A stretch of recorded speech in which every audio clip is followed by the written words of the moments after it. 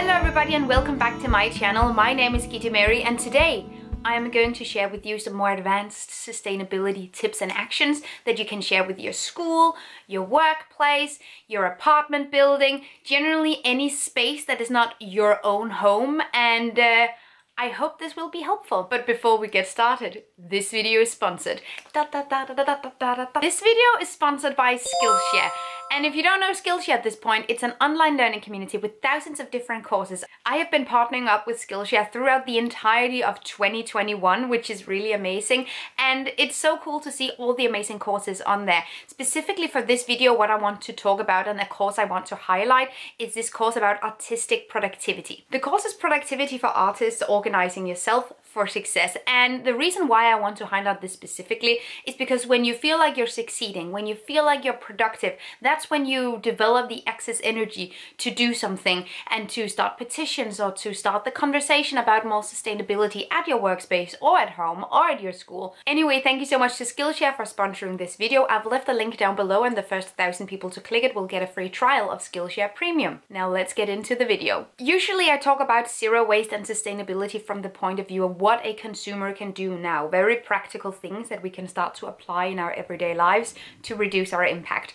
But for today's video, I want to highlight some of the things that a school and a workspace, any public building, any apartment complex can do to reduce impact. And I think this is a really important conversation to have because we as consumers individually in our own households can reduce emissions, reduce consumption as much as possible and practicable, but we still have a passive impact from the places that we visit, from public buildings. In Denmark, actually, there is an additional 6 tons of annual CO2 emissions added to every consumer from public buildings. So there's a huge impact there. And I want to talk about some of the things that these buildings, public buildings, workspaces, schools, etc., can do to be more sustainable as well. We need to involve everybody, and it can start with a conversation at your workplace, it can start with a petition, etc.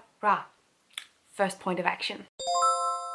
White roofs are 3 times more effective in combating climate change than both black or darker green, grey, etc. roofs. And that's because they reflect the sunlight back into the atmosphere, whereas darker colors absorb it and thus increase temperature. It's actually so efficient that you can regulate the temperature in a building or in a neighborhood by changing the colors of the roofs. So if anyone is building a new building or renovating a building, looking at the color of the roof can actually make a huge difference.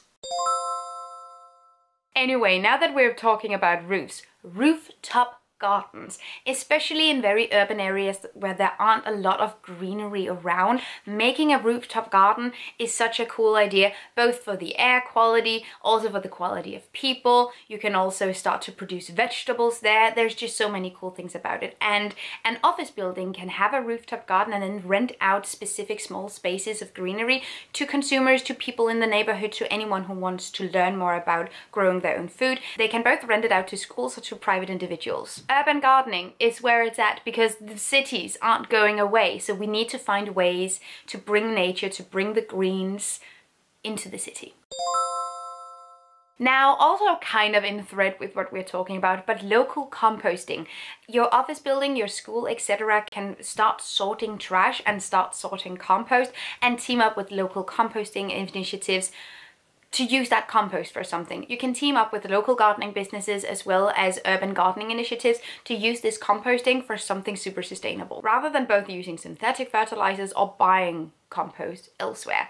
Using those resources that we already have that would, other than that, just have been wasted. Now, general recycling, TerraCycling, teaming up with those would be a pretty neat idea. But overall, teaming up with recycling efforts and recycling initiatives to make sure that there's sorted paper, there's sorted metal and plastic, glass as well, is really, really good. Even in Denmark, where generally recycling is a pretty big thing, my first semester at the university, there wasn't really any recycling happening. There wasn't a paper bin at a university. Jeez. Needless to say, when I graduated, there was recycling. Now, a very specific type of recycling that's really, really important specifically for office buildings and schools, etc., is e-waste recycling. On a global average, only 1% of all smartphones get recycled, and it doesn't look much better for laptops. And the thing is, with many public buildings, they usually replace electronic devices, even though they strictly don't necessarily need to.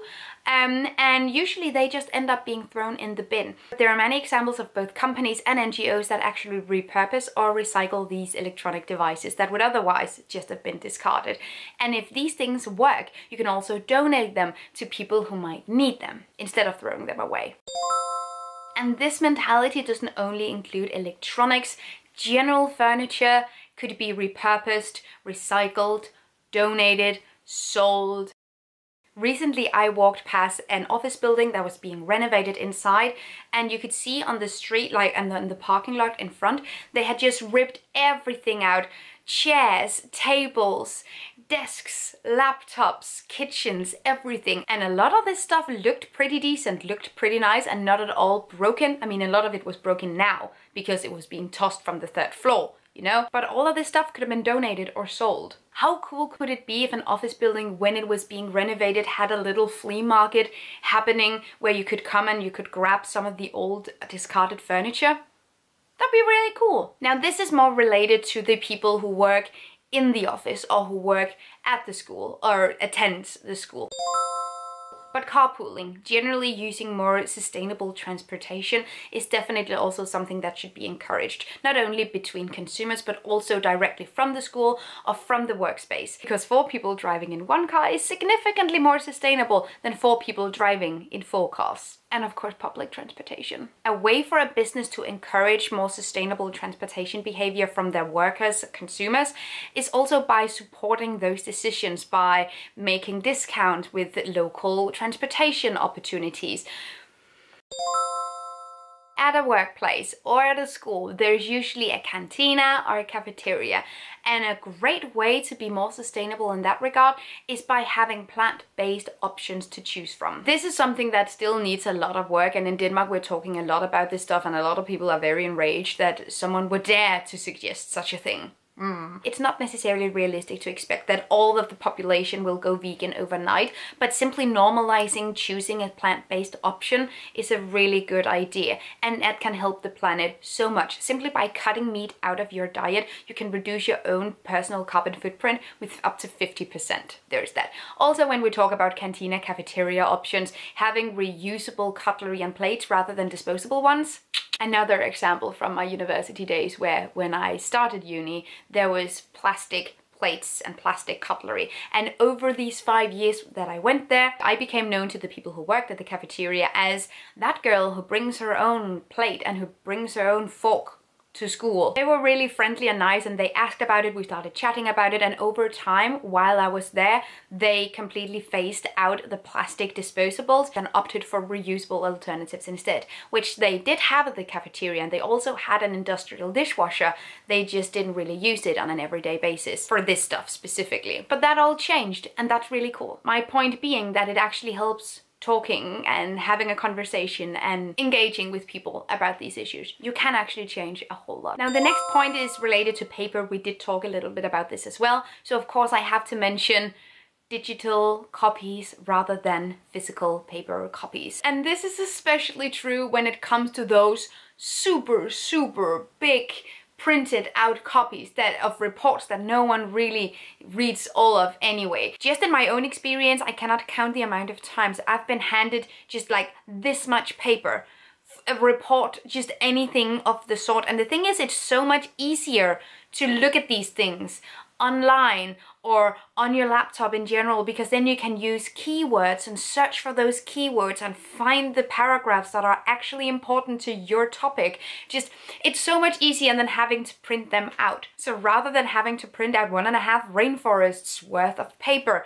going digital is much more sustainable. And lastly, this would not be a sustainable what a workplace, school, or any public building or apartment complex can do without talking about green energy. In my own household, it took literally 1 email to change from an unsustainable energy provider to a sustainable, green, renewable energy provider. And with that being said, Thank you so much for watching this video. I hope that you like it. If you feel inspired to do something at your school or your workplace, either make a list like this, make your own list, reach out to the administration, ask questions, start a petition, and just get the conversation going, because that does change things. Thank you so much for watching. Please leave a comment down below and tell me if you have succeeded in changing anything in a public space, at a school, at your workplace. I would love to know, or just, you know, at your home or your apartment complex. I would love to hear you out. Also, please like up this video if you thought this was helpful, and subscribe to my channel if you haven't already. That would absolutely make my day. Thank you so much. Have an amazing day and take really good care of yourselves. Until next time. Bye. Thank you so much for watching this video, and also a special thank you to my Patreon supporters. You guys help me create green, zero-waste content, and I love you guys. You can find the links to my social media accounts down below and the link to my Patreon on this screen. Bye!